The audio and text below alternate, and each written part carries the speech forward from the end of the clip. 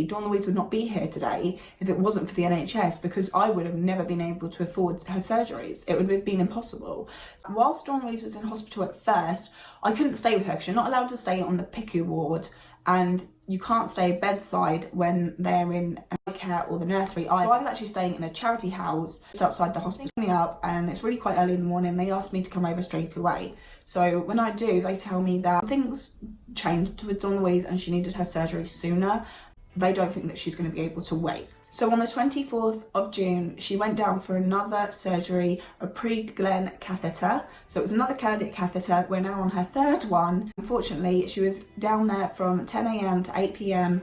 and there was a problem. So that's why it took so long. They found some complications. Thankfully, on the 29th, so just the next day, she was moved back down into the high care unit and she was able to have her lines removed, medical wires that go inside the body. 30th of June, they again had to shave her head and fit a cannula into her head due to the veins becoming dangerous again. On the 1st of July, she had some blood work done. She came with her oxygen. She was moved over to the nursery. But then on the 2nd of July, they found a blood clot. Unfortunately, the blood clot was near the shunt they put in her first surgery, the BT shunt.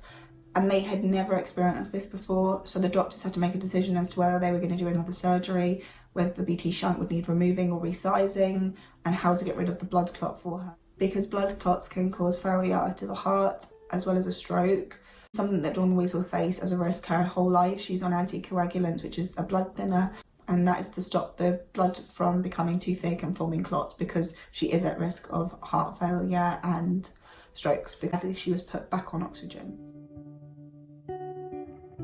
Real struggles over our whole journey is that it's a constant thing where you feel like you're taking 2 steps forward and then another one back, because within one day she was taken off oxygen and then put back on it, and that's just how it feels. It feels like you get close to coming home and then they take it away from you. You get close to being okay and you haven't had the surgery, and it's just this constant battle as to, do we experience happiness right now, or is it about to be ripped away again?